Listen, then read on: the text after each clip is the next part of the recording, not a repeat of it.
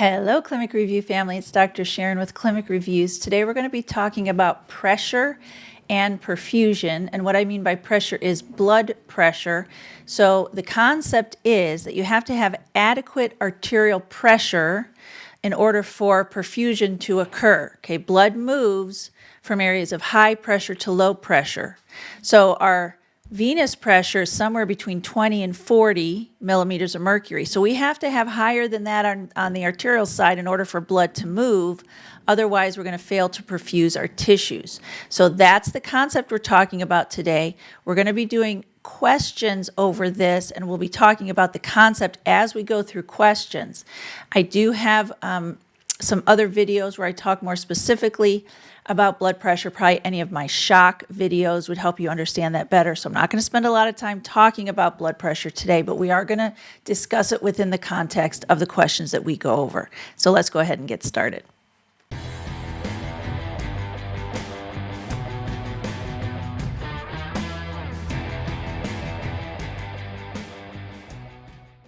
Hello, Clinic Review family. It's Dr. Sharon with Clinic Reviews, the home of the very best Nclex review in the entire universe. In my opinion, Mark Klimek is the goat of he's the goat of Nclex prep. He's been doing it for over 40 years.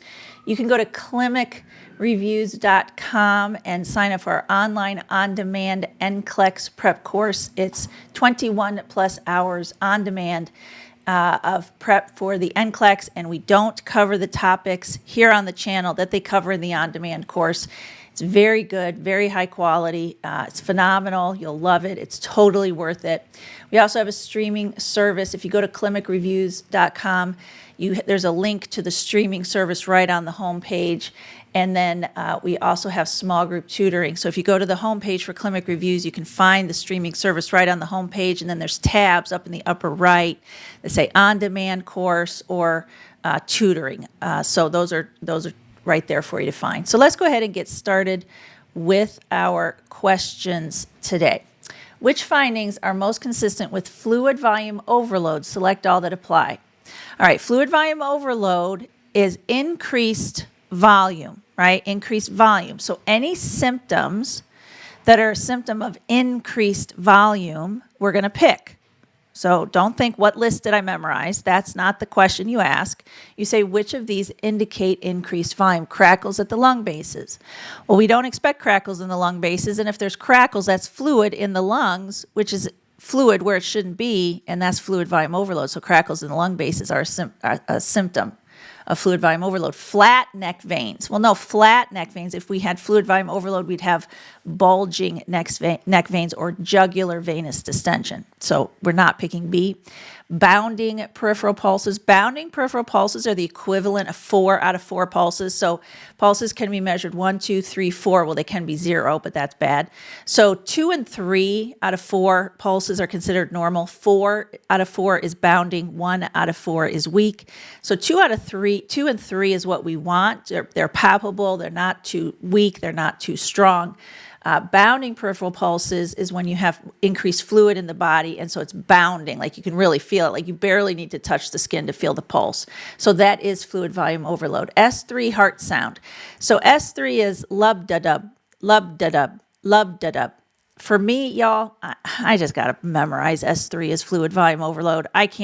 It just doesn't stick in my head any other way. I can't just make sense of it necessarily. So S3 is just something you just have to memorize, is a symptom of fluid volume overload. Decreased skin turgor. Decreased skin turgor. So if I pull on my skin here and it takes too long to go back to flat, that means that I'm dehydrated, not overloaded, dehydrated. So decreased skin turgor is not a symptom of fluid volume overload. Weight gain of 1 to 2 kilograms in 24 to 48 hours. So here's the thing. If you lose 1 to 2 kilograms in 24 to 48 hours. It's not fat, y'all. It's water. And if you gain 1 to 2 kilograms in 24 to 48 hours, it's not fat, it's water.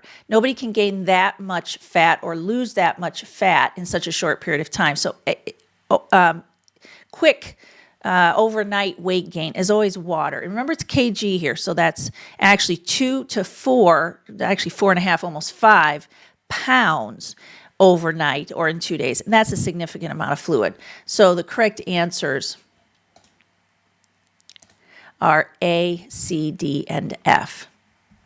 A client with decompensated heart failure has orthopnea, JVD, and 3+ pitting edema. Which order should the nurse implement first? So compensated heart failure is when the body is able, so heart failure is when you have decreased cardiac output for various reasons. But heart failure, what's the job of the heart? It's to pump blood to the body. So if the heart is failing to do its job, it's failing to pump blood to the body. So if they're in heart failure, they have decreased cardiac output. So decompensated means the body's not able to adjust for that. There's various ways the body can adjust. It can increase heart rate.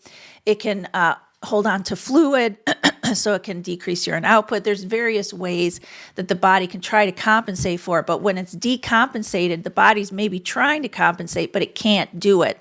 So you become symptomatic. You can have heart failure and be relatively asymptomatic if the body's able to compensate for it. So this is decompensated, which means there are symptoms. Body's not able to prevent the symptoms. So the symptoms are orthopnea, difficulty breathing when laying flat, JVD, jugular venous distension, which is fluid volume overload, and 3+ pitting edema, which is fluid volume overload. Which order should the nurse implement first? Okay, so for symptomatic fluid volume overload, let's see which one. Starting an IV furosemide, will that help treat fluid volume overload? Absolutely it will. So we're going to keep A on our list. Will restricting oral fluids to 2 liters a day help with fluid volume overload? Restricting oral fluids to 2 liters a day actually would not be helpful. 2 to 3 liters is a normal intake. You want to decrease fluid intake. You want to restrict fluid intake to less than 2 liters a day. So B is actually out. Would applying a 2-gram sodium diet help treat fluid volume overload? It may help prevent further fluid retention, but it doesn't treat the fluid volume overload. So I don't like that. Where daily weights each morning treat fluid volume overload, it monitors for fluid volume overload, but it doesn't treat it. The only one that treats fluid volume overload is A, which is starting IV furosemide. So that's what we need to do first. It is a first question. And so really, and honestly, if it were a best question, it would be the same answer, because we're saying, what's the problem? The problem is fluid volume overload, and there's only one treatment here that actually treats the problem. None of the others treat the problem. C and D are appropriate for heart failure, but they don't treat fluid volume overload. They maybe prevent fluid volume overload. They monitor for fluid volume overload, but they don't actually treat it. And we have very clear symptoms of fluid volume overload here. Which assessment best reflects end organ perfusion to the kidneys? All right, so if you don't understand these words, end organ perfusion just means this is the organ we're assessing for. So there's end organ dysfunction. So for example, if the heart is failing, end organ dysfunction could occur to the kidneys because the heart's supposed to perfuse the tissues. So end organ problems, the kidney gets 25% of cardiac output. So if the heart's not pumping enough, the end organ, the kidney, is going to have decreased perfusion, right? So which assessment best reflects end organ perfusion to the kidney? So it's not saying end organ bad or good. It's just saying which indicates that the kidneys are being perfused. So don't be confused by the word end organ.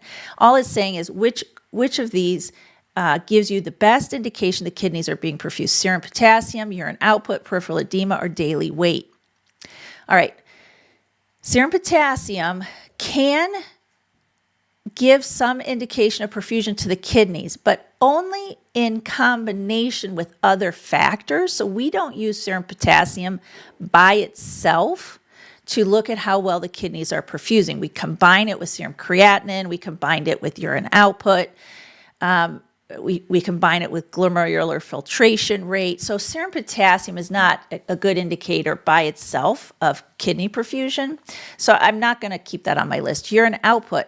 Well, if the kidneys are not being perfused, the first thing that's going to happen is urine output is going to go down. If the kidneys are being perfused, well, the first indicator is urine output will be good or adequate. And so that's a great indicator of whether the kidneys are being perfused. So we're going to keep B on the list. Peripheral edema. Peripheral edema does not reflect whether the kidneys are being perfused. All it does really is reflect.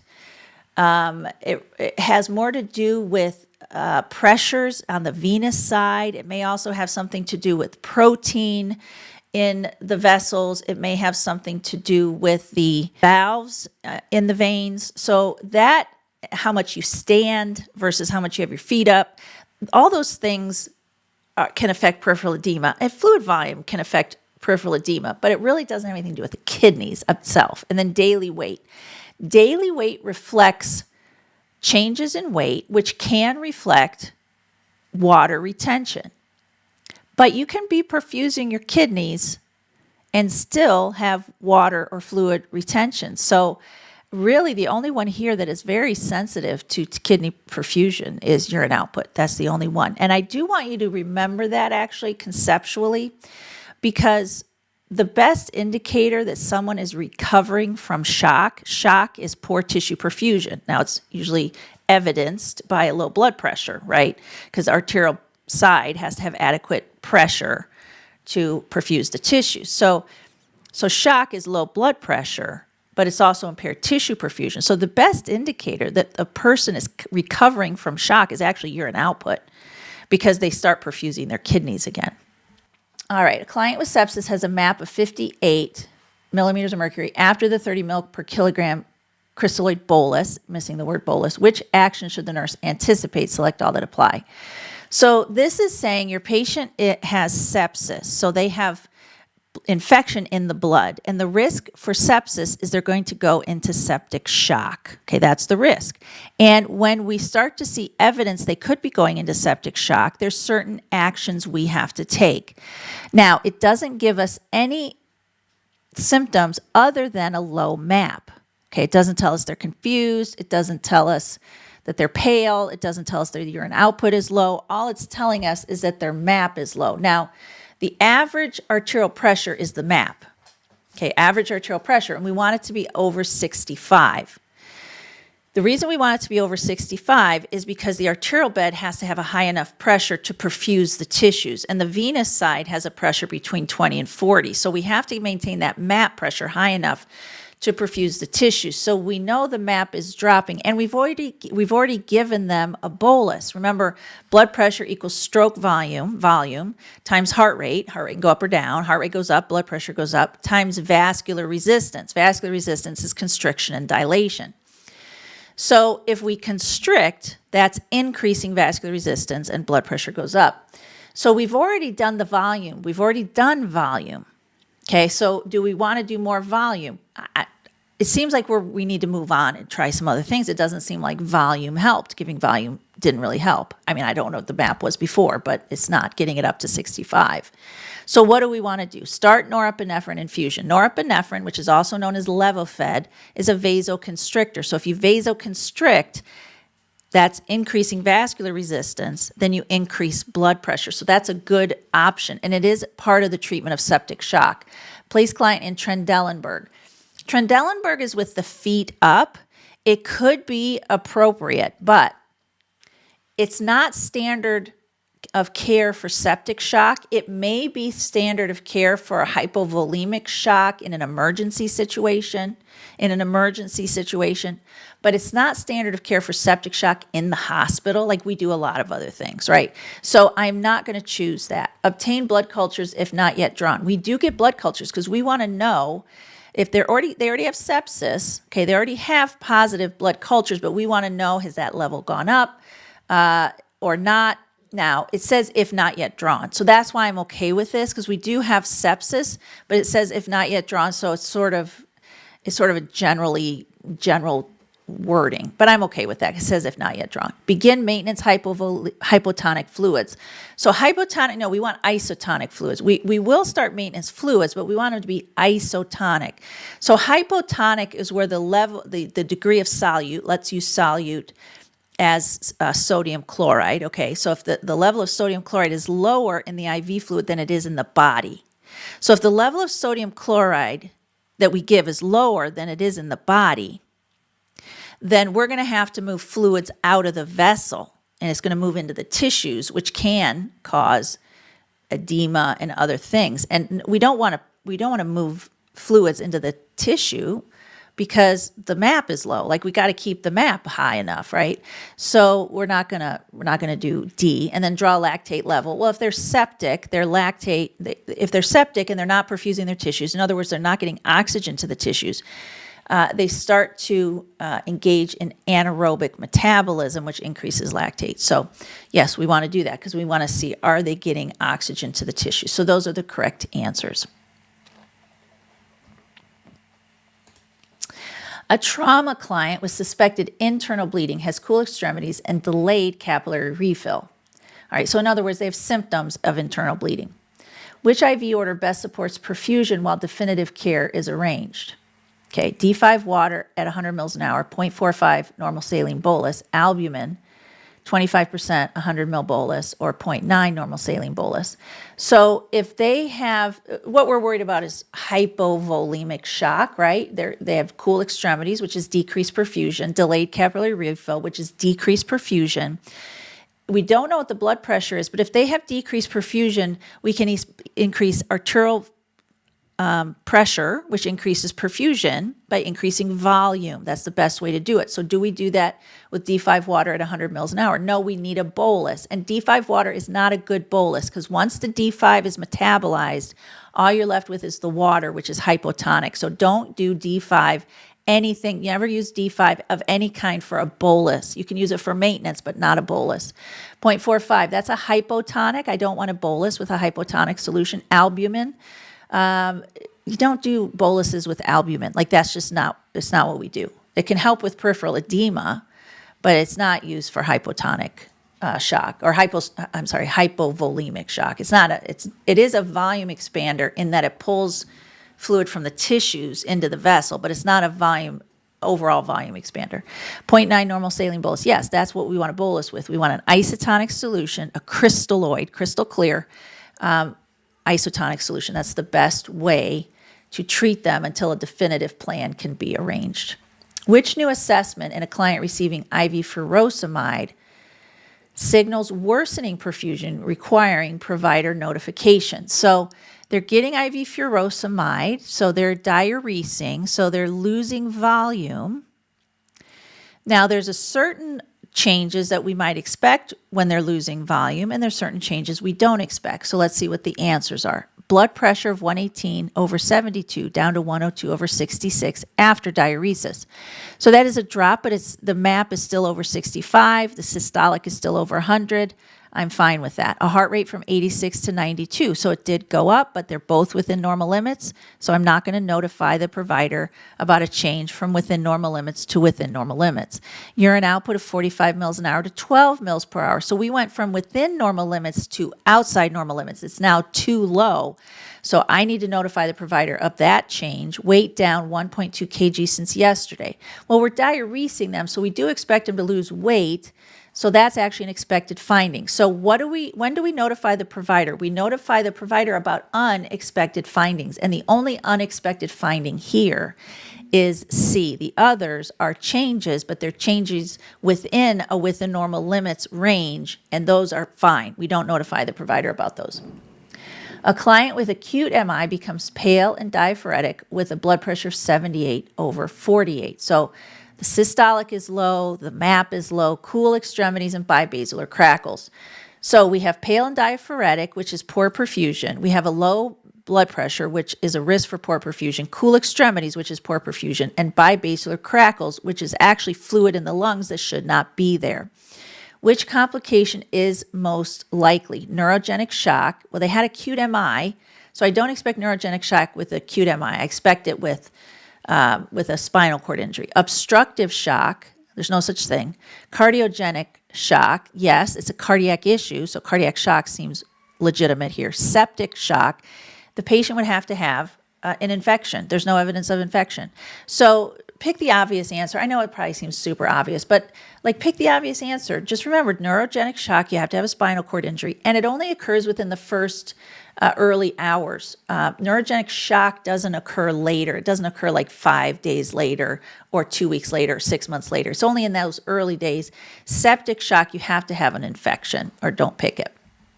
Which order should the nurse question for a client with severe volume overload and hyponatremia, sodium of 127? So normal sodium is 135 to 145. So hyponatremia and fluid volume overload go together because do you see the O in hyponatremia and the O in overload? If they had said severe volume overload, which electrolyte imbalance would you expect? I would have said hyponatremia because hyponatremia goes with fluid volume overload. So which order should the nurse question? Well, I question orders that could harm the patient. What could harm the patient for a patient who's already in fluid volume overload and hyponatremic? Well, if I'm ordered to give them more fluid, that could harm the patient.